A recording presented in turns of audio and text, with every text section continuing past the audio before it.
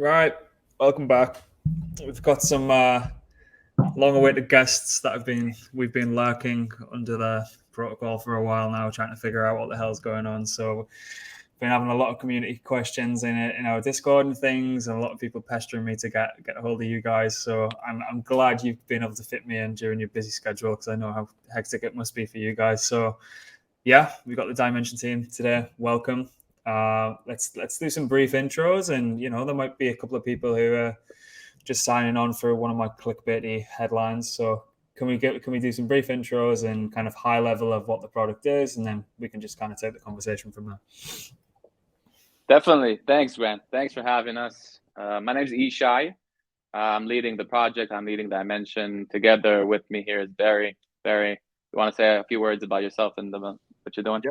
So I'm Barry. I'm running product at dYmension. We have a team of 8 or 9 people and growing very quickly. We're releasing some interesting stuff soon. I'm going to Cosmoverse very soon, and yeah, we're building very cool things that we're definitely going to get into very quickly. Yeah, excited to be on this call with you, Grant. And let's let the viewers and some people get to know dYmension and have a brief overview about what it is, because it is a huge concept, and it is something that we see as a big paradigm shift. And it's not your average like crypto kind of application. It's something that we see as bigger and could have like real implications on how we see blockchain and how we develop the stack. So dYmension is a settlement hub. It's a roll-up settlement hub. And what we're building is a custom chain that could specialize in servicing rollups. So today, app developers, they can have a choice to deploy their own blockchain with the Cosmos SDK, or they can have the choice to deploy their own decentralized app on Ethereum or other general purpose blockchains like Solana. What dYmension is basically the ability to deploy a rollup by yourself and join this ecosystem of rollups. So it's something that we would like to refer as a second order network effect. You build your own chain. It's a rollup chain, so it doesn't need to have consensus. It doesn't need to have the overhead of creating consensus and assembling a validator set. So you get basically an extreme throughput chain with low latency. You get the security from the dYmension hub. Basically, if I would to narrow it down, you get a lot of the advantages of having your own blockchain without the downsides of it. Yeah, I love that. So how the hell does this come about? Like, for just someone who's a bit of an idiot, just gets to commentate on the space a little bit and write about this space. Things like this, when they come to the come across the desk, it's just like, how the hell can something like this even be conceptualized, and like, where did it actually span from? That's an excellent question. So I didn't actually talk about myself. My background is computer science. I used to work for Kraken. I used to do a lot of business development kind of stuff, although I have a technical background. Before working in dYmension, before coming up with dYmension, I was actually running a hedge fund for a billionaire in DeFi. So I did a lot of cool stuff also in investments and getting to know DeFi from the inside out. Our initial team is myself, which I'm leading the project, and Omri and Lior, which are back here. They're I would say the giga brains and the tech leaders. And we wanted to come up with the rollup SDK, which was actually on top of Starkware. So we started playing around with ZK. We thought about doing this in a ZK environment, and then Cosmos kind of exploded in terms of popularity and sovereignty. We saw the modularity paradigm that Celestia is leading. And we kind of figured out that the idea of having your own settlement layer, having the rails and modifying that to accommodate what rollups really need is so much powerful than creating this property on somebody else's technology, right? Because when you have the ability to modify the interface in the blockchain itself, you can build it specifically the way that you would want to build the SDK for. So you can think of dYmension, it's both a hub and a factory. And what we wanted to do before was just to create a factory for rollups. But once you have the power to do both, you can connect the Legos a lot more natively. Basically, it just fits better. So you're probably wondering, wow, this sounds like a huge project, which it is, but there's a lot of properties in the Cosmos SDK that are, I hate to say, but it's just you turn the Legos a little bit in the way that you want it to be, and you get a whole new system, which in my opinion is very, very elegant and very well designed to fit our needs and to give a better service for people who want to build their own chains. So in terms of the project, in terms of complexity, obviously there is a lot of complexity. We're a very experienced team in terms of the engineering. Lior, our CTO, has experience in blockchain research, has some published articles in terms of L1 innovation and very cool stuff that he's already been through. Omri was VP R&D in a company that was just acquired by Snap before. So the experience is we have what it takes in terms of the team experience, and in terms of the vision, it's big, but we have a lot of tools in the tool set that we came up with by using the Cosmos SDK and leveraging the code base that was already there. So like IBC is something that basically connects blockchains, right? We took it and we said, okay, there's inter-blockchain communication. Let's do inter-rollup communication. Let's take that protocol. Let's do the adjustments that are required to transform that protocol into a rollup protocol. But we get a lot of inspiration from the Cosmos ecosystem and from the code base that just, for us, it makes it a great way to innovate and not something that we need to start from scratch and build like a whole new system. Yeah, and I'll even expand on that, is that we're taking Legos, building on top of the Legos, because it's a complicated system.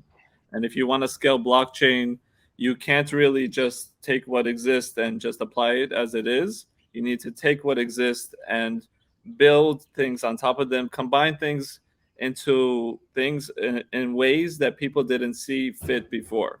So we could take like the Cosmos SDK, put an adaptation to the Tendermint consensus, and we can create something that's much more high scale with much lower latency. We could take solutions that are coming out of the data availability world and apply it as well, and build on top of that, and then build the complicated technology, but trying to keep the system and the design as simple as possible. Yeah, that makes a lot of sense. I mean, Cosmos, as you say, you guys are kind of coming into it at a very, very great time. It's been around for a while. A lot of people there's a lot more shiny things in the market, even in the last leg up, if we can put it that way politely.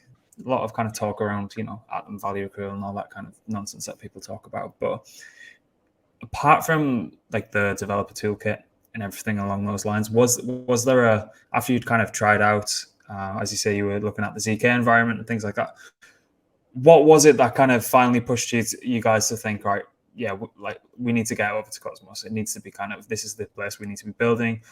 Does the AppChain thesis it's beginning to just become more and more obvious as the day goes on?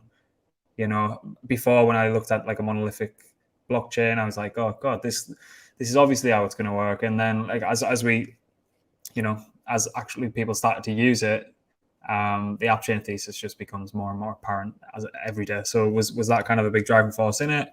You always kind of held that thesis. Is that kind of thesis starting to kind of play out for you guys? And how do you kind of look at that?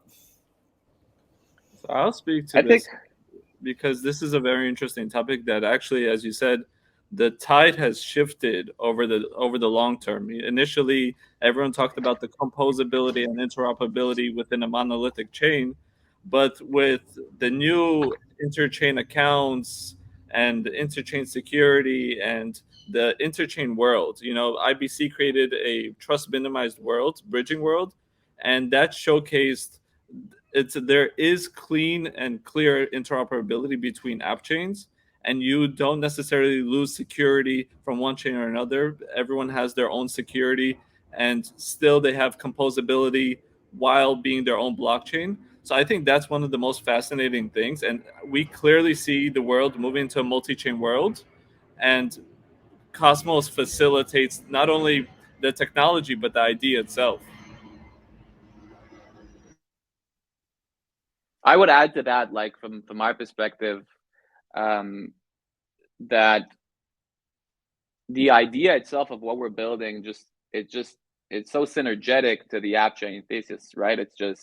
It's kind of an improvement. It's kind of a natural evolution that we see that's coming, and obviously that we feel that we have this product market fit because it's an enhancement. It's like taking the app chain approach and saying, how can we make it better? How can we make it as easy as deploying an instance to Amazon and taking the same security so everybody gets the autonomy? There's a lot of advantages that are just synergetic to Cosmos and how Cosmos sees the world.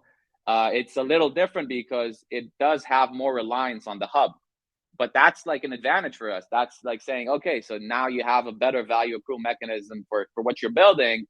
People really need to use your hub. You know, it facilitates communication, it facilitates security, it facilitates liquidity. So there's a lot of good stuff that we came up with after kind of seeing what happened in Cosmos and how it evolved to saying, okay, this is the next evolution. And what's interesting about dYmension, I think, that it's not only for dYmension as it's for the whole Cosmos ecosystem. And I'll tell you why, because if you have a Cosmos chain and you want to have an ultra TPS environment, so let's say like a derivative exchange or something that really requires high throughput, like a game, you don't have to remove your chain. You can just deploy a rollup on top of dYmension, and you can use one IBC transaction to get credit on that rollup. So you would basically move from your chain to dYmension hub and get credit on that rollup, and you can use your own coin. You can use your own. It's your own ecosystem. It's just an enhancement, and this is what it is, and this is why dYmension is called dYmension. It's literally another dimension. It is what it is. It is another dimension for the Cosmos ecosystem. Great, I love that. So if we like strip it back a little bit, so what are the current kind of limitations with how far you can kind of push a chain on Cosmos without having to kind of look to you guys for throughput or transaction speeds and things like that? Where is the kind of stopgap, and what is that kind of comparable to in other kind of L1s or kind of more monolithic blockchains? So in terms of scale, you have I want to focus on latency more than high throughput, because high throughput, most chains don't do a lot of transactions. You have Solana doing a lot, but it's mostly from like spam MEV bots. But latency is one of the biggest determinants of the user experience in Web3. So for each chain, you have a lot of nodes that need to propagate the messages across each other so they're able to reach consensus. Whereas in a rollup, you have an individual sequencer or a few nodes that are running the rollup. So you have much lower latency and network communication. So then, because of the low latency, you have a very ultra low, like a Web 2-like application, but with the connectivity, the trust minimization of a Web 3. So you kind of have a balance of super nice user experience, potentially nice user experience as the applications develop, because of the low requirements for network communication. So I think that's one of the most important differences between a blockchain and a rollup, is because you have fewer sequencers running the show, but you have still the security and trust minimizations from the actual blockchain, which is the dYmension hub.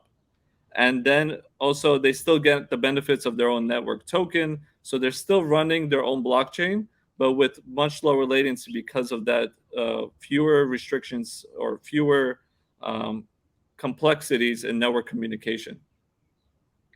I would say, Grant, just to add to what Barry said, we're actually releasing our docs and GitHub like in a few minutes from now. Seriously, after this call, guys, we're releasing our GitHub and our docs. Like, people could go ahead, deploy their own rollup.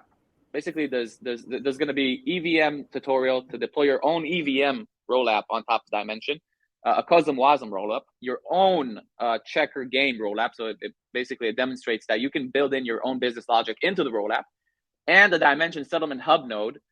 All of this, and you can deploy a rollup and basically settle onto the dYmension settlement hub node. And you can, and your viewers and everybody can see for themselves, like, they can try it out, they can see the differences. But if I'm going back to the question that you said, like, what are the differences? Like Barry said, it's a matter of, for our perspective, it's a matter of latency. Like blockchains can't reach a Tendermint blockchain. Usually, I saw that Say is showing some stats about very lower latency transactions. It's great. Like Tendermint's it's an amazing system. You know, nobody can deny it. We're using it obviously on the settlement hub. It's one of the best systems in the world, obviously. But we're kind of certain that once you reach a scale of transactions and not empty blocks, the numbers are totally different. So if you want to do benchmarks, you have to do benchmarks like for real. And this is something that's important. But as I stated, like our GitHub's going to be open, our docs are open. You can spin off your own whatever EVM contract that you can find and just spin off your own thing, you know, do your own thing, build your own chain and see the stats for yourself. And, you know, because a lot of people came up to me and said the same thing like you, wow, it's such a huge challenge that you guys are building. It's like even a little bit doubtful. Like we didn't even, you know, you're not like you yourself, you're not a PhD from Stanford. No way that you can build this. So I'm saying like, go ahead to the GitHub, go ahead to the docs and try it out for yourself, because, you know, we're builders. We just want to dumb it down for people and make things easier. We don't want to make things complicated. And this is something that's important. I'm telling to the team all the time.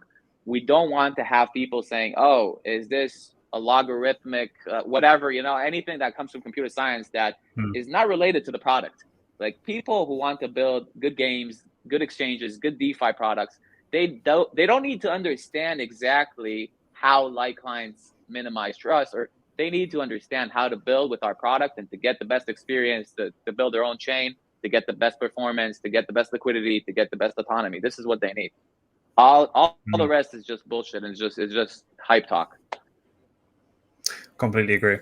Yeah, simplicity is key. I mean, we've focused since our inception on just making the content as simple and as jargon proof as physically possible, because you get founders, right? And because the vast majority of people in this space who are building it just like on another level, like with their like understanding of the space, they have this kind of flaw of how they can actually get information across.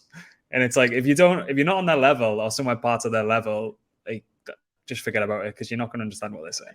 So we just try and make the content as accessible to the remaining 99.9% of people who don't have a clue what's going on. That's how we try and structure it anyway. Yeah, it's the same thing for us. We want to keep the technology. It's a complicated technology. It's built on a lot of complicated and very interesting work done by geniuses, really gigabrains. But we need to keep it as simple as possible for the application developers, for our community, for ourselves, because this is complicated. It continues to grow, but we want to be approachable. We want to make sure that I started developing in Ethereum, and it was the most approachable system. You know, the tutorials are good. They explain how to work with Solidity smart contracts. We want to be as good, if not better.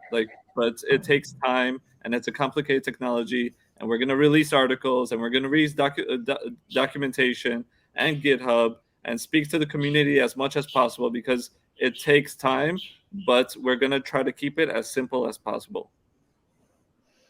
I remember the first time that I talked about dYmension and what it is on kind of, I can't remember if it was a Twitter space or somebody in Cosmos ecosystem.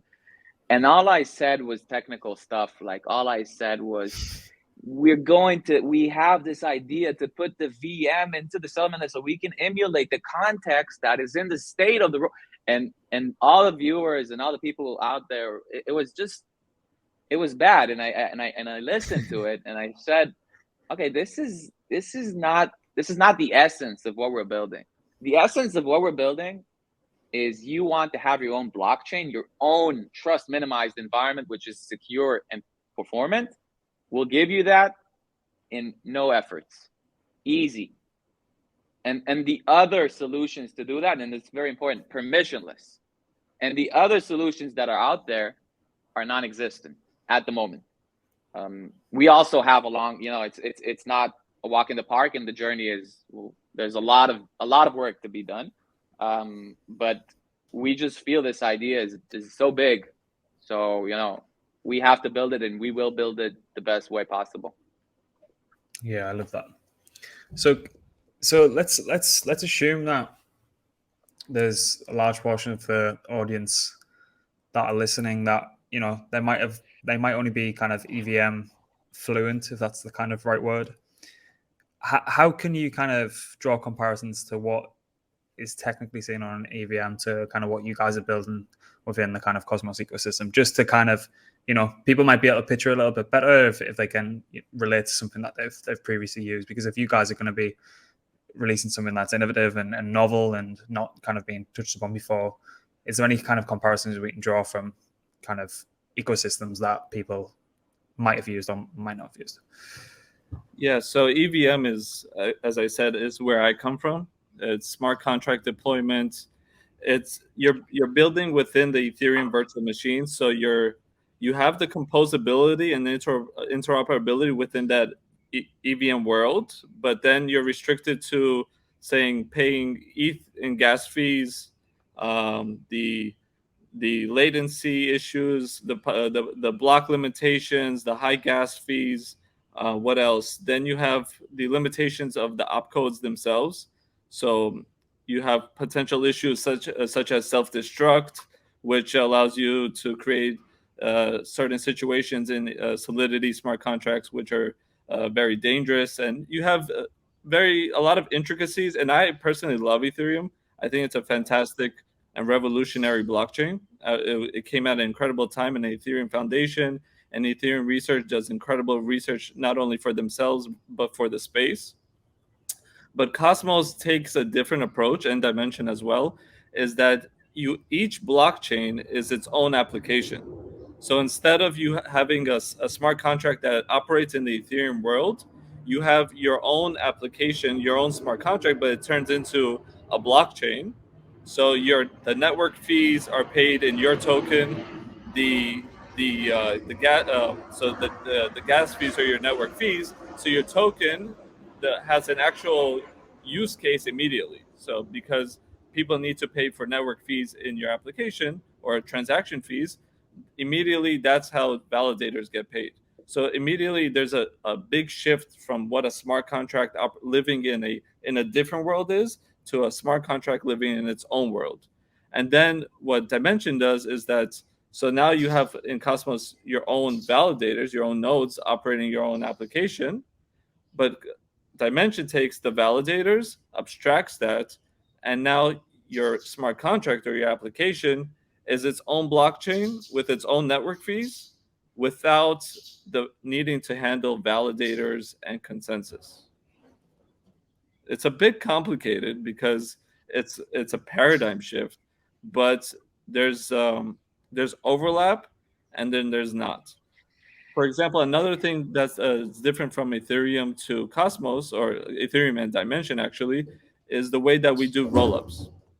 So Optimism, Arbitrum are rollups on Ethereum. They're layer 2 scaling solutions. But the way that they're set up is because of the EVM is that they have a smart contract on the base layer, the Ethereum chain, and then they have a smart contract on their own layer 2. Whereas in dYmension, it's an embedded system where they have what's called an enshrined settlement layer, which just means that the settlement layer, which is the dYmension chain, has a registrar of all the rollups and the state of the rollups. So they're able to manage natively which one is performing badly, which one's performing well, how to bridge from one to another through a trust minimized manner. And there's a lot of aspects that are very technical in differences, but those are generally the overview and the high level differences between, say, Ethereum and Cosmos and dYmension. I would like to add, Barry, and this is important because I think this is what the viewers and Grant wants to understand. What do we mean when we say there's an EVM rollup? What do we mean by that? We mean that you can put the virtual machine on top of the rollup infrastructure, and you can have, for all you care, you have an Ethereum chain, right? You have it's compatible with Ethereum tooling. You can put Solidity contracts on it, but it settles into a Cosmos chain, which is dYmension. It settles to that, so it's like Evmos. So it's obviously credit to Evmos for doing a huge amount of work. So basically, it means that people from the Ethereum community can have their own rollup with their environment and with the tools that they know and with the contracts they know and the way that they want to work. But it could be in the Cosmos ecosystem, and it could be a rollup by itself. If you want to compare it to something that maybe your viewers could realize what we're building is Polkadot is kind of similar, right? The difference is that you don't need to do an auction, and it doesn't cost as much as becoming a parent chain. So it's basically you deploy a chain on top of dYmension permissionlessly by giving stake of the dYmension token, and basically you're bonding that. You're saying I'm risking this if I'm a liar, if I'm not honest, and for that reason you get your own sub chain, which is the rollup basically. On that rollup you can put different VMs. You can put EVM, you can put CosmWasm. In the future, I guess it's Solana VM is also something that's being. I saw something that's on Say that probably is going to be available. It's a C-level VM. So there's a lot of flexibility, and this is what's important. You as a rollup deployer, as somebody who wants to get their own chain, can basically enjoy, I would say, the whole thing. The only downside that I would be honest with everybody is saying, listen, dYmension is very new, so the security is not like, it's not like Cosmos, it's not like Ethereum, but I like to say that Rome wasn't built in one day. So we will start and we will get to Rome. Fantastic explanation from you both. That makes an awful lot of sense. If people are still struggling, I mean, we're going to kind of cover you guys in idiot-proof language over the coming weeks. So hopefully we can kind of get it nailed down as well. Yeah. So we've mentioned Say a couple of times. We're pretty close to the Deedle and the boys over there, and you know we love what they're building. We've had them on. I think we've got them on next week as well. Who else? No names mentioned. What kind of protocols would be like a dream product fit, do you think? For like a partnership, cooperation, what would you? Or even like, who do you guys see as benefiting most from dYmension? If naturally everyone just immediately thinks who's going to be high throughput. What's dYdX doing? What are those guys going to be able to, you know, Say network, you know, my mind immediately goes there, but are there kind of other kind of infrastructure products or different other protocols that you can kind of think of that would kind of benefit from the product itself? So I would say the dYmension hub, the way that we design it, it has a so you have rollups built on top of it, and then the dYmension hub, which takes the state. But we embed an AMM there, so it's like shared liquidity on top of the shared security with a oracle. So you can build financial derivatives on top of the hub while having your own network. So you can build a lending protocol, you can build a synthetic protocol, you could build any type of derivative or an AMM as well of whatever you want. But it's kind of a UniV2 style AMM embedded within the dYmension hub. So, for example, if you deploy a rollup, you need to price your assets. So you price it through the dYmension hub, and then you could use an oracle for different chains or different rollups. So you can build complex and new financial products. On top of that, because of the ultra low latency, because of what I mentioned before, the lower network restrictions, you can build games with single sequencers, a few sequencers that need very low latency, but also high throughput, while still having the access to liquidity. So I think the best product market fits for dYmension would be games and DeFi products. And then also who benefits from dYmension are the potential data availability solutions, which we can get into if you want as well later. Is that the likes of your Celestia and folks like that? Or Yeah, so you can have data on dYmensions chain. You can use Celestia. You can use in the future Ethereum as well with Eigen and Ethereum moving to proto-dang sharding, polyavail possibly. Whatever the rollups decide is the best security assumption, then they could use that as the data layer as well. I would explain a little bit just to clarify. RollApps and the dYmension protocol is DA agnostic, and we want to have RollApps saying, listen, we can put our data, we want to choose where to put our data according to cost and security preferences. So we want to enable this.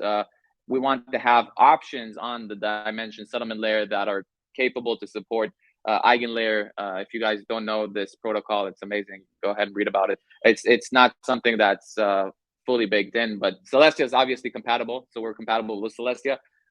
We're compatible with just dYmension, just regular dYmension settlement DA. Yeah, that's an interesting approach that we feel could be very beneficial to rollup developers, so they can choose where they want to store their data and have it available according to their choice. Nice. Yeah, immediately in my mind Another thing go that way, but it's quite interesting to hear that.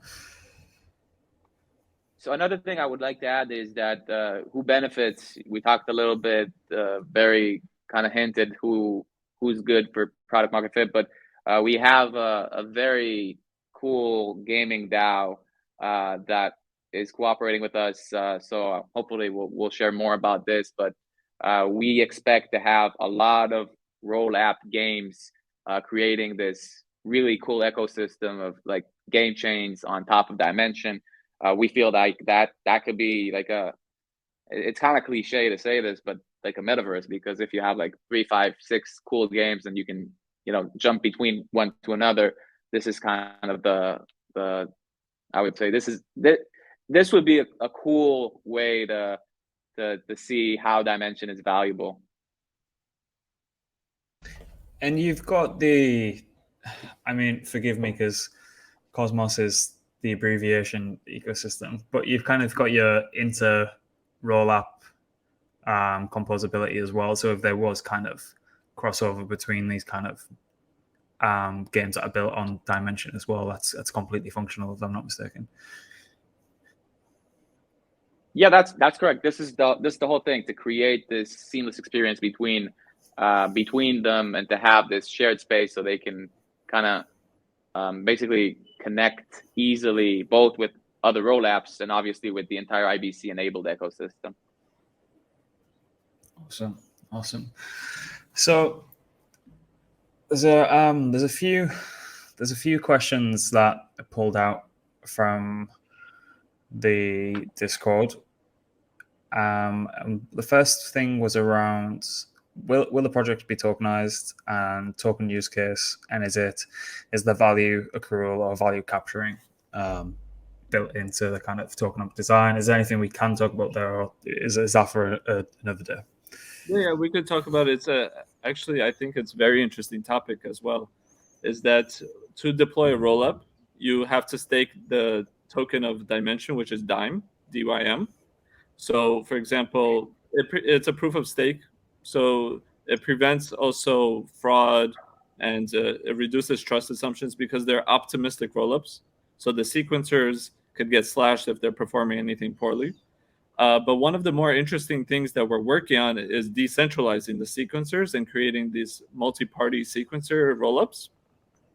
And in these situations, when you have a lot of transaction fees or MEV capture on the L2, on the rollup itself, then the sequencers stake DYM proportional to the amount of profit that they expect to be able to get from each rollup that they're servicing.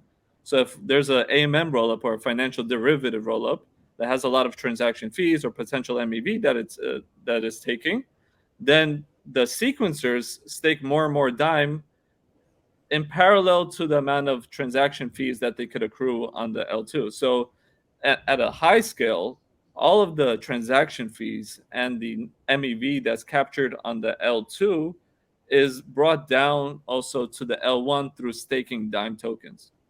On top of that, you have the liquidity pools within the embedded AMM. You have the transaction fees for inter-rollup communication, inter-blockchain communication, and kind of the network effects that grow from that as well. I would like to clarify, because I think I'm not sure about if it's clear. Sequencers get sequencing time according to their stake. So imagine you have 5 sequencers, okay? One is sequencing 100K dime, one is sequencing 10K dime, and one is sequencing 5K dime.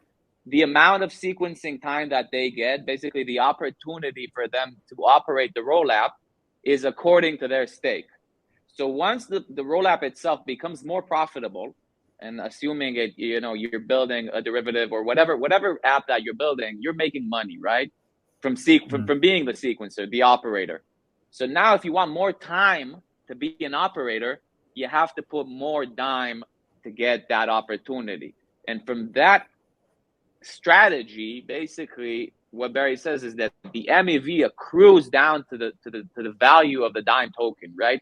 You get direct MEV or direct value accrual from transaction fees and MEV directly from the amount of dime you stake. The more dime you stake, contrary to other rollup sequencers, the more time you get to operate the rollup, and thus the more money that you make. Awesome. Appears to be early. So yeah. I mean, there's another question here. I'd be lying if I understood what it was kind of asking, but the question is from a complete Cosmos nut in our ecosystem. She's absolutely brilliant. So the question was: is parallel sequencing possible on rollups, or will that be part of the IBC Plus upgrade? You want to take this, Barry? It's parallel sequencing. So parallel sequencing in general, right now, one of the biggest players is Fuel. They have this they just parallelize the transactions, use a UTXO model. In general, the settlement layer is very flexible. It simulates the environment of whichever rollup that's built on top of it. So you can build a rollup that has parallelized transactions, because the job of the settlement layer or the dimension chain is to take a container that simulates the context and the application logic that a transaction happened. It doesn't track every transaction. It just looks, if there's a fraud dispute, then it simulates exactly what happened. And then it acts as like an arbiter between the sequencer and the fraud prover. And this is the idea of the optimistic rollup. So you can build whatever you want. It just has to be compatible as with what dYmension is able to accept. And that is going to expand because it's a very flexible system. And we're trying to design kind of the bare bones so people can build whatever they want on top of it. If it's a gaming engine, if it's a parallelized general purpose environment, if it's Move or Solidity or Rust or whatever you want, we're building the bare bones so people can build whatever they want on top of it.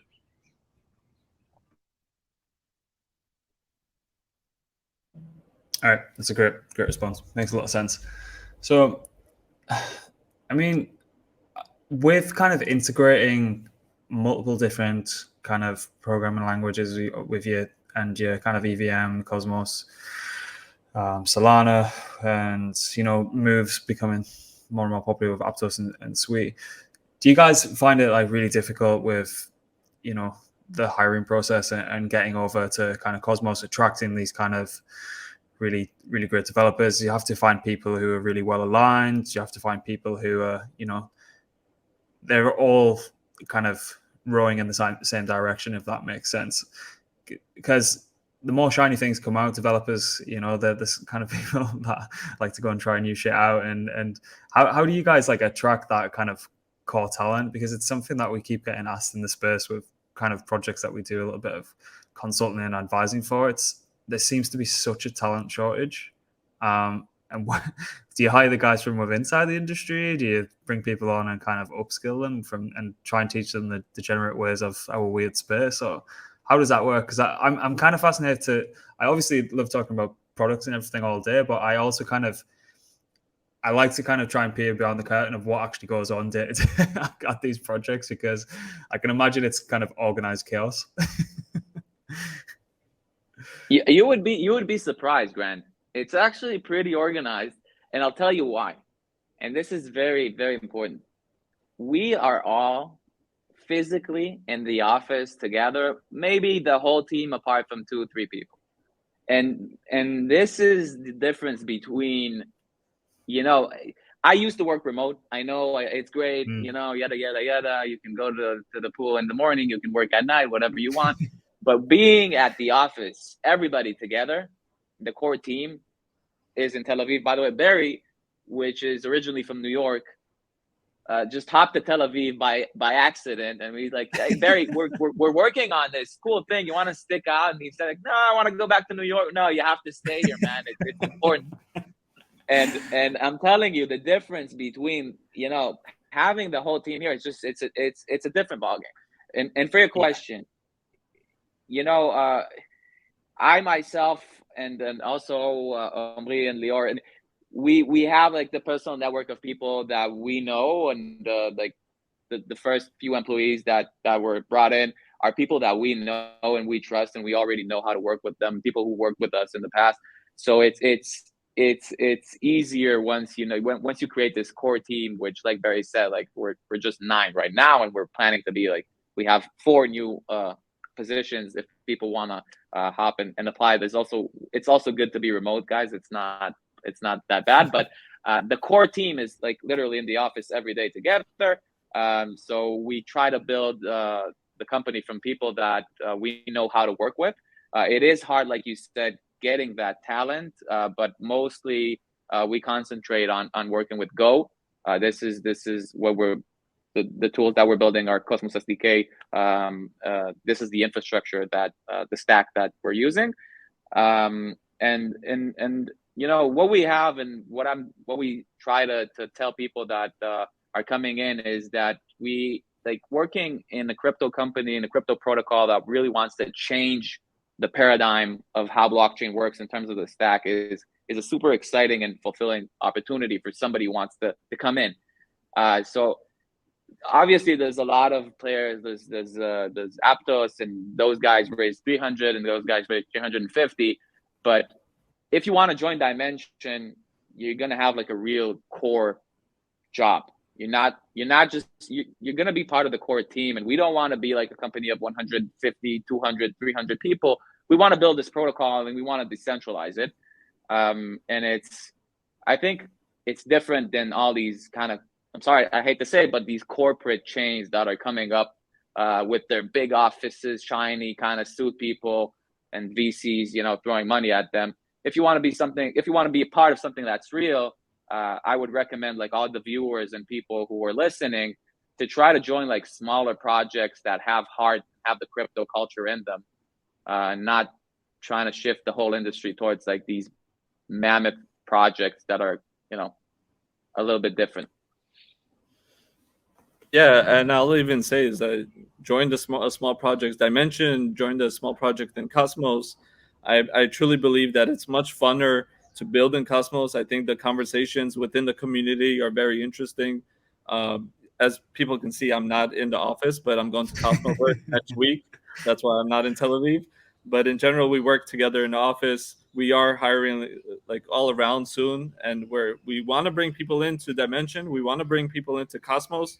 We want to grow the Cosmos. I think it's the most interesting space to work in, unless you're also working in like Ethereum Foundation, but because those guys are geniuses as well. But the Cosmos space is a lot of people with a lot of interesting small teams. And if you're not going to join dYmension, which I think people should, join one of the Cosmos teams, because I think they're also pretty incredible as well. Yeah, I'm completely on board with what you're saying there. Kind of those big kind of corporate entities like turning a cruise ship when they have to make a decision, and they're getting very kind of pressured and shit by the ridiculous amount of money that they've raised from kind of vulture capital, as it were. But you don't just want to be a statistic in the workplace either, do you? You want to be kind of in the kind of war rooms making these decisions. Yeah, exactly. Like, you don't want to get up and just. The thing is, moving to this space to actually work, it should be because, you know, you're going to kind of try and make a difference. You want to actually try and build like some ridiculous product. It shouldn't just be you're going from like a traditional Web 2 workplace to a Web 3 workplace and nothing really changes. Like the best thing about working in this space like 24/7 is, one, if you didn't work in the space, like the kind of dynamic of how people interact with each other is just complete batshit crazy, but I absolutely love it. It's just people seem to get shit done in the most like strange scenarios. There's protocols being spun up from Discord, there's protocols being spun up from Telegrams.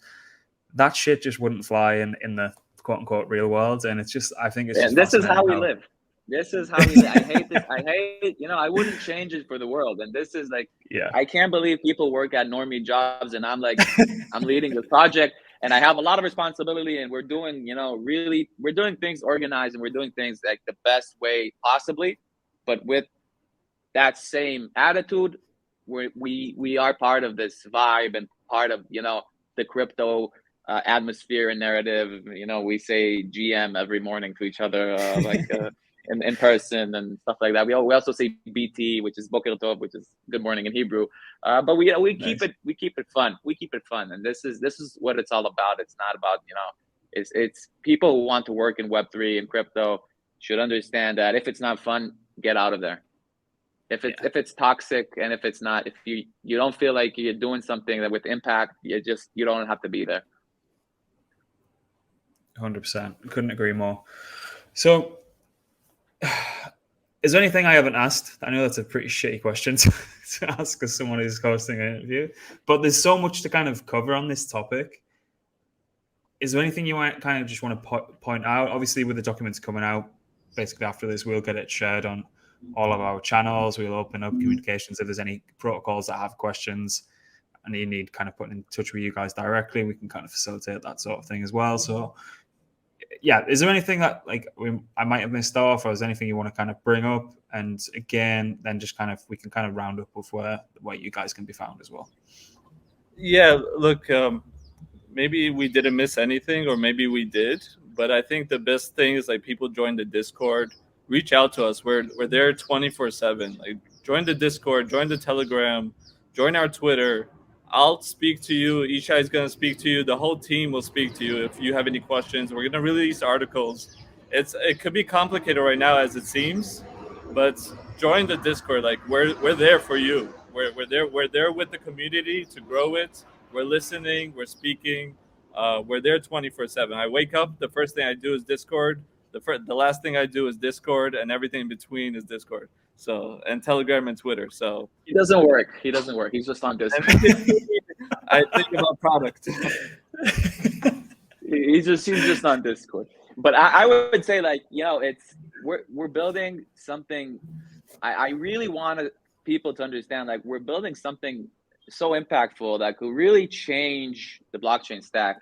And people who are excited about this, you know, we're literally directly telling you, come over. You know, we want to have like these community members, people who have the passion and people who want to create impact, not only as a team member, but also as a community member.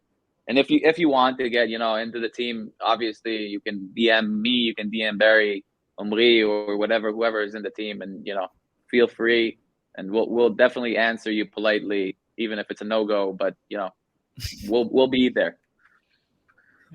There's just one final thing that just came up. That is there, you know, when you kind of taking on like such a large task, is there a real conscious decision not to just go fully blown, you know, cookie cutter VC route? Not that you guys couldn't go out and raise, or you might have raised already and things like that, but, you know, when something's as impactful and could be as colossal as this, is it hard to navigate and not fall into the same tracks of like specific protocols that you see on the market coming up with stupid raises like with no kind of product on the market? Or is that kind of tempting, or are you kind of conscious not to, you know, because the way I'm seeing it is there's not a lot of opportunities in the market where you kind of get to participate in a protocol from the get-go that doesn't have a really large kind of overhang of external kind of influence with regards to kind of capital allocators and things like that. So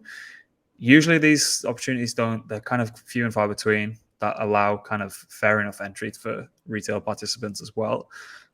Is that like a murky landscape that you guys have to be conscious not to kind of fall into, or are you interested by that or disinterested by that? I kind of think I know the answer already, but just want to hear your thoughts on it. Now you got me doubtful of the answer, but I like what you said about getting a good start for like retail people who want to enter. Like if you raised an evaluation that's like 600, there are raises here, like even now, like in the market, in the bear market, people are raising like according to 800, like pre-product or whatever.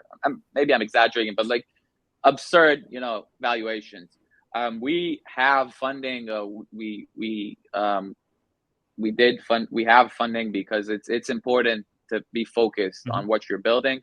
But what I can say, and I can say it with a full heart and with full honesty, is that, I can say it, but it's just like, we will go for more funding, but we want to have the ability for people who join in right now to get, the upside of building this impactful product. So it's not like when there's like, let's take other project that raised an evaluation, which is very big, that that there are a lot of people on the sidelines who are, with their bags. It's a sensitive, obviously it's a sensitive subject, but we want to try to minimize funding as much as possible. But with that said, create the best product, and and that requires funding. But obviously allow people who are interested to get into this project, to get into this opportunity, and to help us build like a really new impactful part of the blockchain stack. It also feels like Barry, do you want to add something? The right reason as well. Yeah, it's a balance. We have to grow a team, so we have to get some funding, but also we want to make sure that the community makes whatever they make, and they're incentivized to join the community, and it grows from bottom up. The last thing we want to do is grow top down, and that's not a way to grow a protocol. And we're trying every way. It's difficult. It's a difficult landscape to navigate.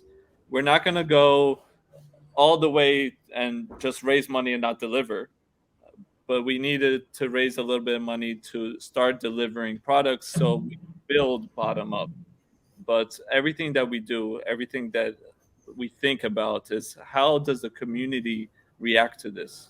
And with more and more information being produced, like the GitHub and documentation, we're going to get people suggesting things or being actual core members, becoming core members. And that's how we're going to grow the protocol bottom up. So we take all the information from the community. We take it from not only dYmensions community, from the Cosmos community. We try to integrate everything, make sure that all interests are aligned, and then we can build it bottom up. But still, there is a difficult landscape between raising money and raising a lot of money, or not raising. Not raising is very difficult to build a team initially of like 10 people, which you need to build the initial bones, the bare bones. But you don't need to also raise like all the money in the world and not deliver. It's really bad. But we're trying to do like a bottom up approach that's kind of like in the middle, like not to the extremes. They're trying to be as sensible as possible. Yeah, no, just to kind of clarify on my point, there's like you guys need to raise money, and like it's part and parcel of building something colossal.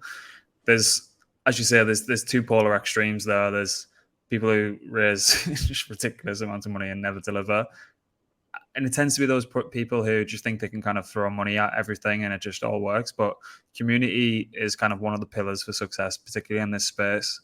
That's kind of a dynamic people don't technically understand if they're coming from, if they're just seeing kind of dollar signs pop up in front of their eyes, they don't understand that aspect. And you can't really fork that, or you can't really kind of buy that. You can buy bots. That doesn't work really, because bots aren't going to buy a token and invest and build your product and your infrastructure out. But then at the same time, people who kind of go down the line of fair launch, teams shouldn't have any tokens. That's just completely ridiculous as well. Like, everyone needs to be aligned and incentivized properly and fairly. And if you guys are going to build something that's as big as what it is on paper, then people should be compensated fairly for that. More than fairly, in my opinion. But as you say, there is a happy medium in there somewhere, and I think you guys have probably found that. That's true. That's true. That's our goal, and it's constant work. It's constantly like, we need to be aligned all the time. All the time, we want to make sure we're not deviating off one path or another. It's iterations that are speaking to the community. That's why the community is so important. Their voice is what brings or one of the sources for the conversations within the team. So when someone posts something on Telegram or Discord, we talk about it. We discuss it both from like a practical standpoint, from a security standpoint, from a building standpoint. We consider everything. So like, we're really like focused on community. We're building it organically. We're taking our time. We're trying to do things as sensible as possible, but it's totally a bottom-up approach. I would add that a lot of people, a lot of projects in the space, like you stated, have these bots and have these all these promos and stuff like that, which makes like everything. We don't, we're not eager to have like 100K followers tomorrow. We'll build it with like the product that we have. We don't need to show that we have 100K followers, or it doesn't make sense if you're trying to bribe people. You need people who are devoted and like to be where they're at with the project and are interested, and build a good product. Like Barry said a lot about community. I'm a lot more focused about, we're going to build a product that people would like to use and developers would like to use, and the community will be a part of it. That's kind of my approach, and the company as well. Awesome. Well, guys, thank you very much. I know you guys must be extremely busy with everything going on, so I'll let you guys get off. I'll leave as much information as I physically can in the description. I'll get you guys details, put that in there as well if anyone wants to reach out. We've got a job board going live next week. If you guys want some kind of premium listings on there, just send me the information. We'll get that up there for you.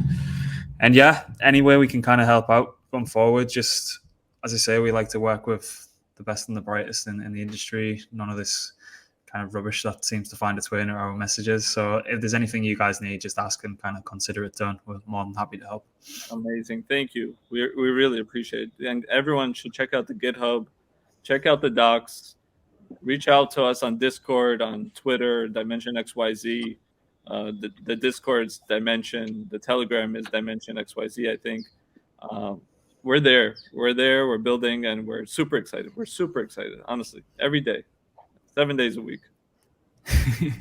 Very, very stoked. I'm stoked too. Rand, thank you for your time. Appreciate it very much. We'll obviously be in touch, and hopefully we'll have a follow-up call to go over what we're building, and yeah, thank you for your time. Very welcome. Very welcome. Yeah, let's get some kind of demos going in the near future. So hopefully we've got some nice stuff to show the kind of audience. But yeah, again, thanks for your time, and yeah, thanks everyone. Speak soon.